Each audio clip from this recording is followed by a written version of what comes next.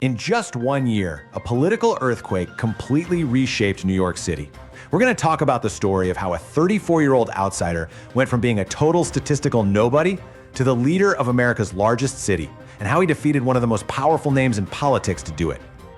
So our story starts right here. In November of 2024, when Zohran Mamdani first launched his campaign for mayor, he was polling at just 1%. I mean, to put that in perspective for you, he was statistically tied with the option someone else. He was, for all intents and purposes, a complete unknown. And then, this is where we end up, just 12 months later. Mamdani wins the general election with 50.4% of the vote. So the big question is, how on earth did he get from 1% to City Hall in a single year? Okay, so to really understand this victory, you have to look at two things: the man himself and, well, the political moment he walked right into. Yeah, this is not your typical resume for a mayor. Mamdani wasn't some career politician or business tycoon.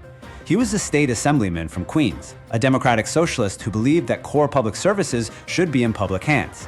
And before that, he was a housing counselor, helping tenants fight eviction. As the son of immigrants from Uganda, his entire background was just rooted in grassroots activism, not the corridors of power. And this chart? This pretty much reveals the entire landscape of the election. You know, while past campaigns might have been all about crime, 2025 was overwhelmingly about one single thing: the staggering cost of living. More than half of all voters called it their #1 concern, and this became the central battleground for the entire race. Mamdani's campaign knew they couldn't compete with traditional TV ads or big money fundraising, so they had to turn to a totally different playbook, one that would let them bypass the old gatekeepers and speak directly to voters.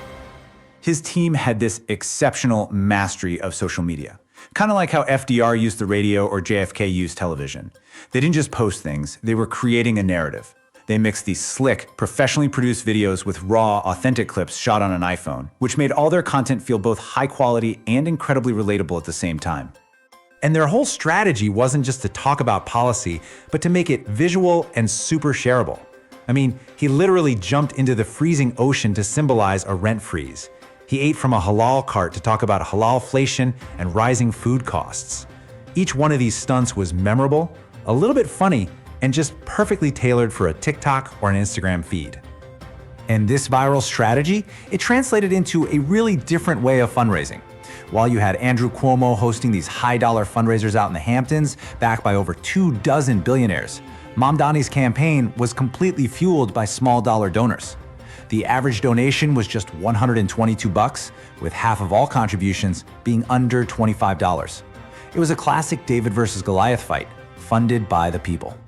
So as Mamdani's grassroots movement started picking up steam, it set up a direct collision course with one of the most formidable names in New York politics, former Governor Andrew Cuomo, who was trying to stage a political comeback. I mean, the timeline of this victory is just staggering. In November 2024, he's a nobody at 1%. By March, the heavyweight, Andrew Cuomo, jumps in the race. But then, in a stunning upset in June, Mamdani wins the Democratic primary, and he wins it decisively. Cuomo doesn't quit though. He relaunches as an independent, setting up this final showdown that Mamdani would go on to win in November. Think about that. He defeated a dynasty twice in just 5 months. So this is how the establishment saw the race. On election day, Andrew Cuomo framed it not as just a contest between two people, but as a civil war for the soul of the Democratic Party, pitting what he called the extreme radical left against moderate Democrats. And here was Mamdani's response in his victory speech. He didn't run from the labels his opponents were using as attacks. Nope. Instead, he embraced them. He leaned right into his identity as a young, Muslim, democratic socialist, and he absolutely refused to apologize. It was this defiant posture that just totally energized his base. So who were the voters that actually responded to this message? Well, the exit poll data paints a really fascinating picture of a new political coalition taking shape in New York City. The single most dramatic divide was age. I mean, look at this.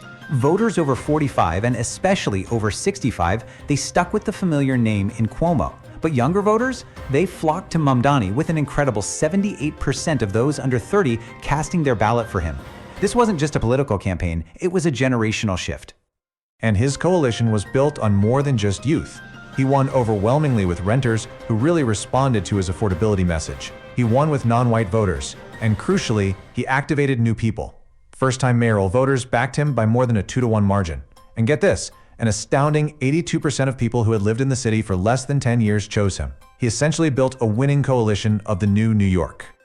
So what does this historic victory actually mean for the city? Mamdani claimed he had a mandate for change, but actually delivering on that mandate is going to be a monumental task. His platform really rests on these 4 pillars, all aimed at that core issue of affordability. Universal childcare, free buses, a 4-year rent freeze, and even city-owned grocery stores. These are bold, ambitious ideas. Of course, critics immediately questioned the multi-billion-dollar price tag and warned of what they called a catastrophic impact on property owners and the city's economy. The significance of his win goes way beyond policy, though. It shattered numerous historical barriers. Mamdani became the city's first Muslim, first South Asian, and first African-born mayor.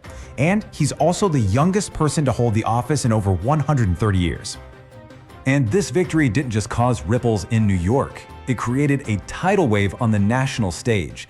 President Donald Trump immediately weighed in, calling Mamdani a 100% communist lunatic and threatening to withhold federal funding from the city. But Mamdani didn't back down. In his victory speech, he spoke directly to the president, framing New York City as the heart of the opposition. His message was crystal clear. An attack on any New Yorker is an attack on all of them, and the city would stand united against the administration. But the path forward is filled with obstacles. He's got to figure out how to finance a roughly $7 billion a year agenda, govern a massive bureaucracy with no executive experience, and face a hostile White House. And he has to do all of that while trying to unite a city and a party that are both deeply divided. And that really leaves us with the ultimate question. Was Zohran Mamdani's improbable victory just a one-off event, a perfect storm in a unique city? Or is it a repeatable blueprint, a sign of what's to come for progressive movements and a new American left?